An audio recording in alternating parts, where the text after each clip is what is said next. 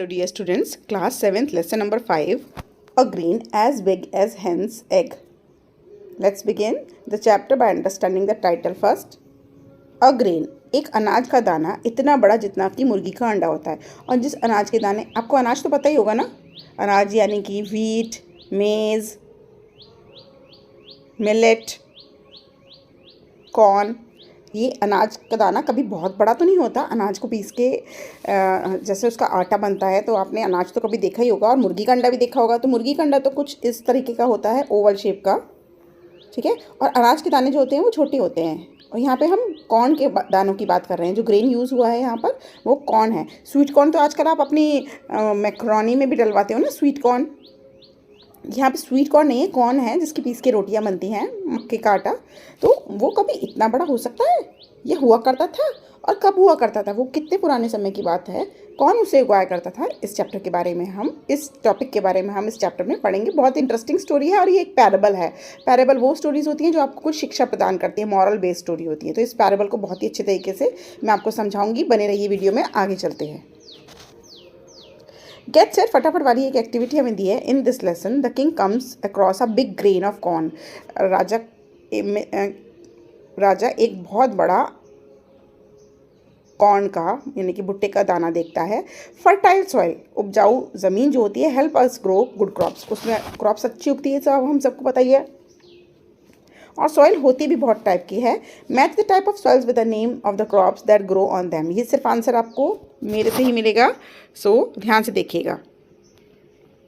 Types of soil में हमें दिए सबसे पहले एलुवियल सॉइल। आपको पता है alluvial soil is good for, मैं बताती हूँ आपको, it's good for rice, wheat, sugar cane, corn, jute. सबसे लास्ट वाला कॉलम है, इस पर आप आ जाओ, ठीक है। Black soil, black soil is good for, second वाले कॉलम पे आ जाओ, cotton, sugar cane, oil seed. Red soil का हमें बता रखा है millet, pulses, groundnut. Then laterite soil is good for tea, coffee, cashew nuts. And then desert soil, millet, barley. And then mountain soil is good for fruits, tea and coffee, ठीक है। Let's proceed further. अच्छा, ये story लिखी है Leo Tolstoy ने इन 1860। बहुत पुराने समय की बात है, 1886। कितने साल आप अगर काउंट करो तो ये कितने साल पुरानी बात हो गई। दिस पैरेबल, ये मॉरल बेस्ड स्टोरी हमें उस समय में लेके चलती है जब ज़मीन और उसकी उपज का कोई मालिक नहीं होता था, वो आज़ाद होती थी सबके लिए। यानी कि अब तो आप लोग, आपके फादर कहते हैं मैंने इंडिया में वहाँ ज़मीन खरीदी, मैंने देहरादून में ज़मीन खरीदी, मैंने दिल्ली में ज़मीन खरीदी। लेकिन उस समय कोई ज़मीन ना खरीदता था ना बेचता था, कोई भी कहीं भी खेती कर सकता था। सब लैंड सबके लिए फ्री था, लैंड का कोई भी बंटवारा नहीं था। तो ये उतनी पुराने समय की बात है। Should one live by one's own labour, बस क्या अपनी क्या होती थी, अपनी होती थी मेहनत। हर कोई अपनी मेहनत के हिसाब से जीता था, मेहनत करता था, फसल उगाता था और अच्छी फसल उगा करती थी। And B content with it, और लोग बहुत सेटिस्फाई हुआ करते थे। और आई वॉट अदर्स प्रोड्यूस, या फिर ये ध्यान रखना ज़रूरी होता है कि दूसरे ने क्या उगाया है। तो ये इतने पुराने समय की बात है जब ये बैरियर्स लोगों की लाइफ में नहीं थे। ना किसी में किसी से ईर्ष्या होती थी, ना किसी से तेरा मेरा होता था। सब अपनी अपनी मेहनत के बल का खाते थे, ठीक है। उतने पुराने समय की ये बात है। आप देख लो 1886 अब 2024 चल रहा है, कितने समय पुरानी ये बात हो गई है।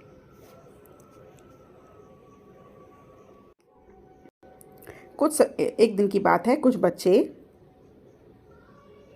एक रेवाइन में खेल रहे थे। ऐसी होती है ये वैली जो है बीच की, इसमें खेल रहे थे। तो वहाँ पर a thing shaped like a grain of corn, भुट्टे के दाने जितना बड़ा एक छोटा सा मार्क वाला, छोटे से छेद में एक भुट्टे के दाने जितना बड़ा एक दाना पड़ा हुआ था। बट वो इतना बड़ा था जितना कि मुर्गी का अंडा होता है। और एक बराबर में से वहाँ से एक कोई ट्रैवलर जा रहा था, वो उसने भी वो चीज़ देखी, तो उसने बच्चों से वो चीज़ खरीद ली 1 पैनी की। और उसे वहाँ उसने शहर जाकर उसे किंग को बेच दिया एज अ क्यूरियोसिटी, क्योंकि वो बहुत ही अजीब सी चीज़ थी, अद्भुत चीज़ थी। तो उसे देख के किंग बहुत क्यूरियस हो गए कि आखिर ये भुट्टे का दाना इतना बड़ा तुम्हें कहाँ से मिला। और वो कहाँ से मिला? तो उसे रेवाइन में से मिला था, बच्चों को खेलते समय मिल गया था, ठीक है। अब किंग बहुत एक्साइटेड हो गए। उन्होंने उन्होंने अपनी सभा बुलाई और सारे ही इंटेलिजेंट लोगों को बुलाया और उनसे कहा कि ये बात पता करो कि ये चीज़ कहाँ से आई है। और जितने भी वाइज मैन थे, जितने भी समझदार लोग थे, उन्होंने इस पे सोच विचार किया और एड़ी चोटी का जोड़ लगा दिया ये सोचने के लिए कि वो चीज़ आखिर कहाँ से आई है। किसी को कुछ भी नहीं पता चल पाया। एक दिन की बात है, वो मक्खी का दाना विंडो सिल पे रखा हुआ था। आपको पता है विंडो सिल क्या होती है? जैसे विंडो होती है, विंडो के नीचे यहाँ बेस पे यहाँ पे रखा हुआ था। ठीक है, इतने में ही वहाँ पे एक मुर्गी उड़ती हुई आती है और वो उसमें अपनी चोंच मारने लगती है और उसमें चोंच मार मार के एक छेद कर देती है। फिर then everyone saw that it was a grain. तब उसको सबको पता चलता है कि ये दाना कोई नॉर्मल दाना नहीं, ये तो एक अनाज का दाना है। The wise man went to the king and said it is a grain of corn. तो जितने भी समझदार व्यक्ति थे राजा की कोर्ट के, वो वहाँ गए और उन्होंने राजा को कहा, राजा ये तो मकई का दाना है। द किंग वॉज सरप्राइज और उन्होंने अपने सारे ही इंटेलिजेंट लोगों को ऑर्डर दिया कि पता करो कहाँ से ये इस तरीके का कॉर्न, कब और कहाँ इस तरीके का कॉर्न उगता है। मैं भी ऐसा कॉर्न लेना चाहता हूँ। सारे लोगों ने फिर से सोचा और धूम मचाई, बुक्स ढूंढी, इधर उधर सब पढ़ा, लेकिन कुछ भी पता नहीं चला कि आखिर इस तरीके के अनाज के दाने कहाँ उगते हैं।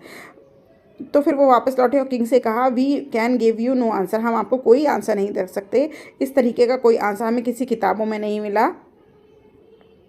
अब आपको कारीगरों को बुलाकर पूछना चाहिए। कारीगर होते हैं, पीजेंट होती है लो क्वालिटी के लोग जो कि मेहनत करते हैं, और पीजेंट्स में फार्मर आते हैं, बढ़ई आते हैं, वुड कटर्स आते हैं, तो ये सब होते हैं जो लेबरर्स होते हैं ना।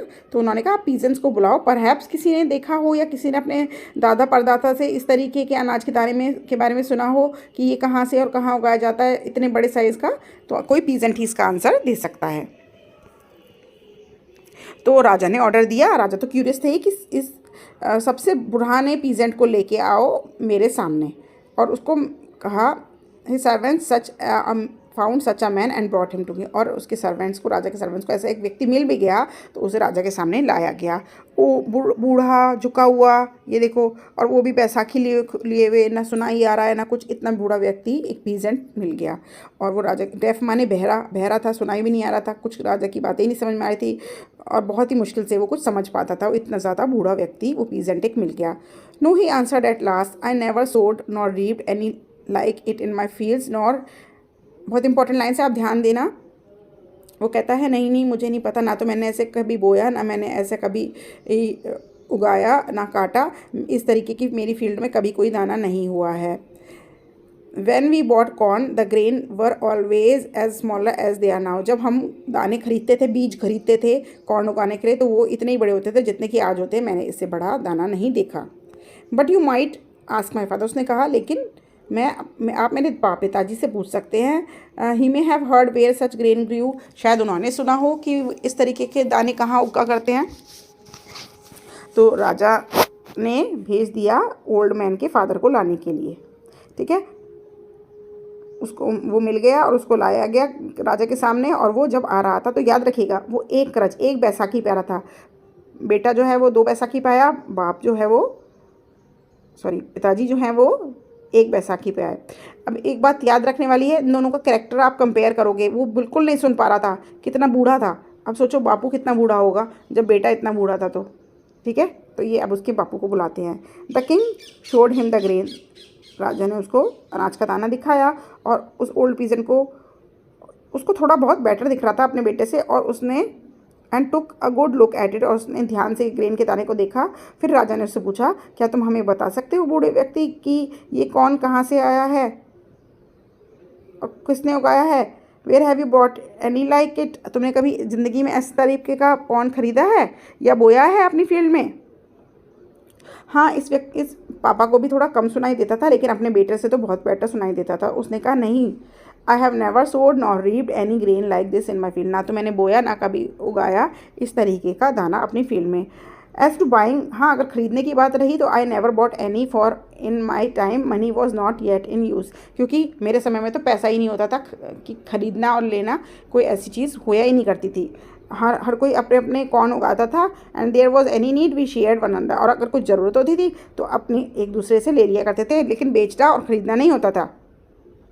मुझे नहीं पता कि इस तरीके के कौन कहाँ उगते थे। तो बेटे को भी नहीं पता, पिताजी को भी नहीं पता। Ours were larger and yielded more flour than present day. हाँ, मुझे इतना ज़रूर पता है कि हमारा जो था खेत में जो कौन उगता था वो आज की से उपज उसकी ज़्यादा हो करती थी, उसकी ज़्यादा पैदावार हुआ करती थी और इससे ज़्यादा आटा पिसा करता था जितना आज के दिन में ग्रेन से निकलता है। But I never saw any like this, लेकिन मैंने इस तरीके का नहीं हुआ है। तो राजा को कोई आंसर नहीं मिला।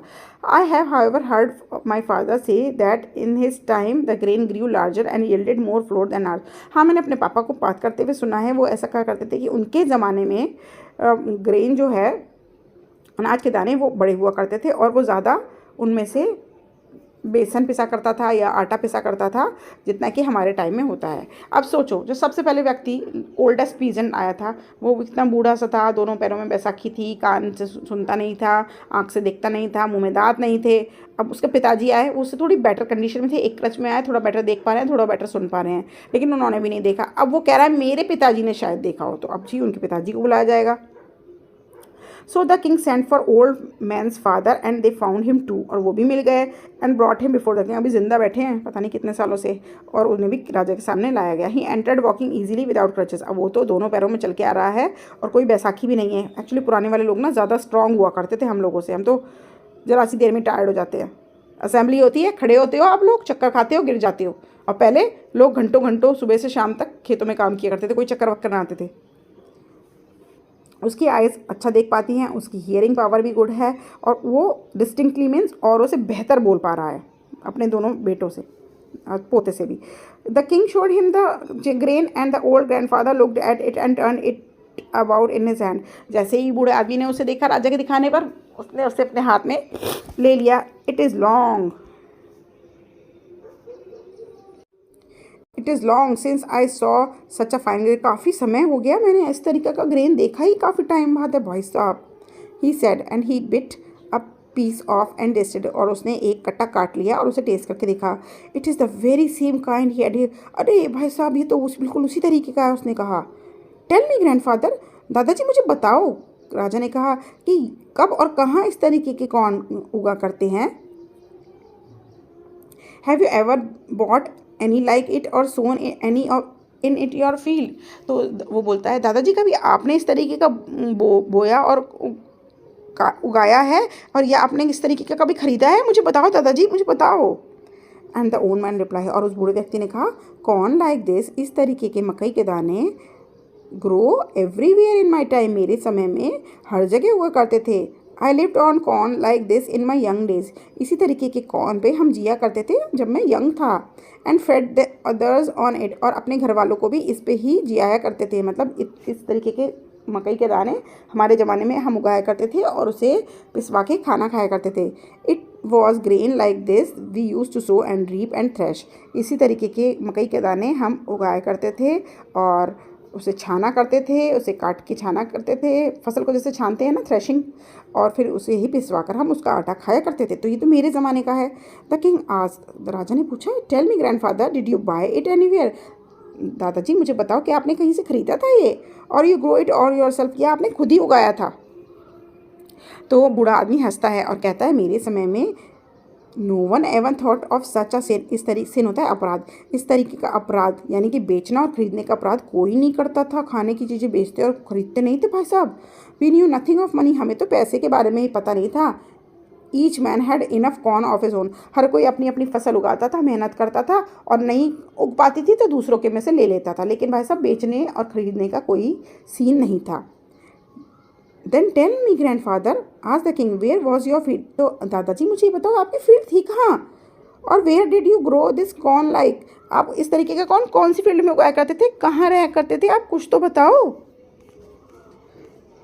एंड द ग्रैंडफादर आंसर्ड, ध्यान से सुनिएगा, बड़ी इंपॉर्टेंट लाइन है। और दादाजी ने जवाब दिया, मेरी फील्ड गॉड का अर्थ थी, भगवान की ज़मीन धरती ही मेरी फील्ड थी। Wherever I ploughed was there was my field, जहाँ भी मैं उगाया करता था वही मेरी फील्ड हो जाती थी। लैंड वॉज फ्री, ज़मीन आज़ाद थी, तेरी मेरी ज़मीन नहीं थी, ज़मीन सबकी सीखी थी। It was nothing no man called his own, ये ऐसी चीज़ थी जो किसी की नहीं थी, भगवान की थी।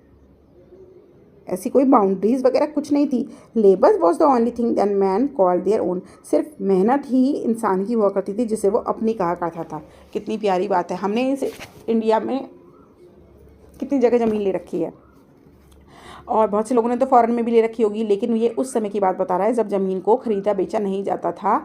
ज़मीन किसी की भी नहीं थी, ज़मीन सिर्फ भगवान की थी। कहीं पे भी खेती कर लो और कहीं पे भी आप किसी से भी अपने कॉर्न ले लो, अपनी चीज़ें जो आपने उगाई है वो दे दो, एक्सचेंज कर लो, कोई पैसा वैसा नहीं लगता था।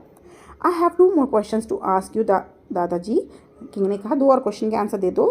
First is why did the earth be a such grain then. पहला क्वेश्चन मेरा ये है कि उस ज़माने में इतना बड़ा अनाज का दाना क्यों हुआ करता था और अब ऐसा होना क्यों बंद हो गया। और दूसरा क्वेश्चन ये है कि मैं बहुत देर से देख रहा हूँ, जो आपका पोता आया वो तो 2 बैसाखी पे आया, और जो आपका बेटा आया वो 1 बैसाखी पे आया, और and you yourself with none, और आप आए और आप एक भी बैसाखी के नहीं लेके आए।